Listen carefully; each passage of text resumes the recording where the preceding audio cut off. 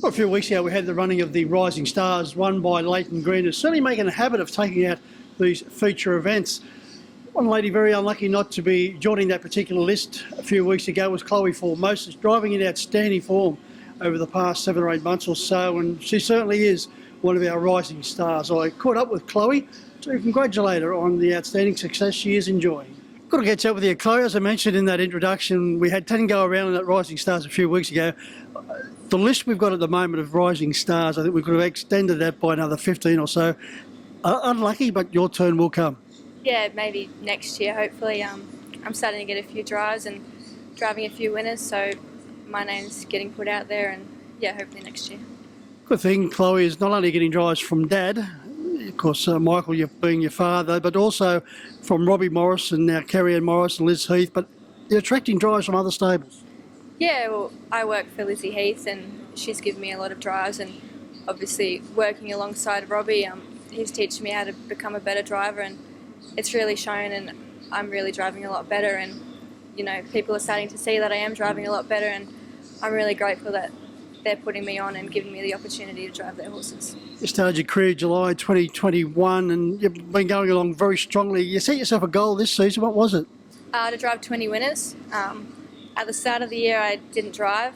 I think I only started driving in June, so I've driven 18 winners so far, and I'm sure I'll tick off the 20 eventually. At early stages of your career, Chloe, under the very watchful and expert eye of your dad, what was some of the most important lessons you learned from Michael? He taught me to be very patient, and you know, even though it may not seem like it, but he did taught me how to be a hard worker and have a good work ethic, and you know, always have respect and have good manners and talk to people. So even though not really driving side, but just, you know, around the stables and around the horses, he's really helped me. Well, I'm pretty sure you've ticked off just about every one of those boxes, if not all of them. So I know the family are very proud, and no doubt Michael will also be enjoying the success he's been having of late. He can still drive a winner or two. Yeah, he's actually driving really good. He's actually getting a couple of pickup drives, which is good. I like to see Dad drive winners, and you know, he's, you know, my inspiration really. So yeah. You walked away from harness racing for a while to link up with Mark Newnham, who's now successfully applying his trade in Hong Kong. How did that all come about?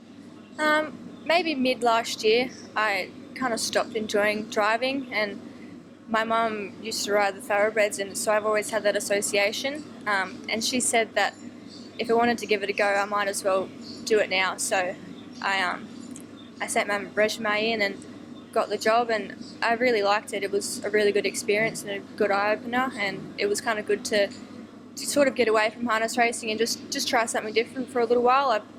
In the back of my mind, I never really wanted it to be long-term. I just wanted to just give it a go, and I'm really glad that I did, because it was a really good experience. And what was you doing around Mark's stables?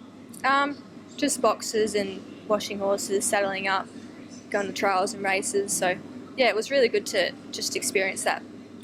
No doubt the difference between how you handle standardbreds and thoroughbreds, two different worlds. Oh, it's so different. Like, you can only lead one horse at a time, and you walk near side to near side when you're walking past another horse, so they don't walk past each other, and you've got to be really careful around them because they're so much more sensitive than the standardbreds. So yeah.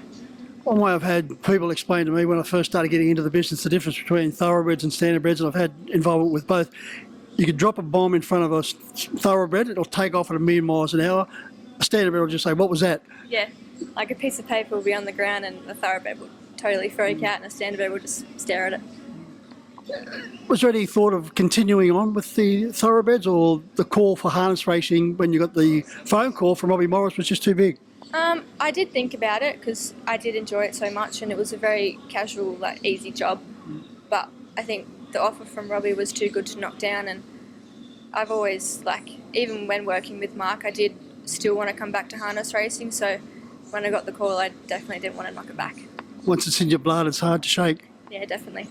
You get the call from Robbie, and then you've had the chance to work with Robbie, Kerry-Ann and Elizabeth Heath, 3 outstanding types. The knowledge would be just flowing on. Yeah, I've learnt so much in just a short amount of time, and I'm so grateful that they've given me the opportunities that they have, and, you know, yeah, just so grateful. drive the Penrith track extremely well. Is there any reason behind that? I'm not sure. I haven't driven there much, but the drives that I had, they've been really good, and I don't know, something about it. Like, you can be 3 fence and win, but you can also be 3 fence and not get out. So it's a difficult track, but it's really enjoyable to drive it, and it's really rewarding when you do get a winner there, because it is so difficult to get around it and all different things happen. One thing that's impressed me about your driving, Chloe, is patience. You've been able to get horses home, once again, particularly at Penrith, when you've looked under pressure, beaten on the home turn, but you've lifted them across the line. Yeah, and I think that's because of Robbie. He's teaching me a different way, definitely looking at, the driving. Like, maybe 6 months ago, I probably wouldn't go to the fence as much as I would now, but just doing form, and he's really taught me a lot, and he's really changed the way that I do my form and look at races, and yeah. Yeah, it's very important not only to know the form of your own horses, but those around you. Yeah, definitely. Like, they could be favourites, but in the back of your mind, you still think, oh, I can still have a chance at this. So, just knowing the horses that you're out on the track with, and knowing your own horse especially, it's really handy. You formed a very good association with Don and Dan Fernando. Yeah, he's a good old horse. He just battles along, and I really like driving him because he's so easy to drive, and he can win in front, or he can win 4 fence.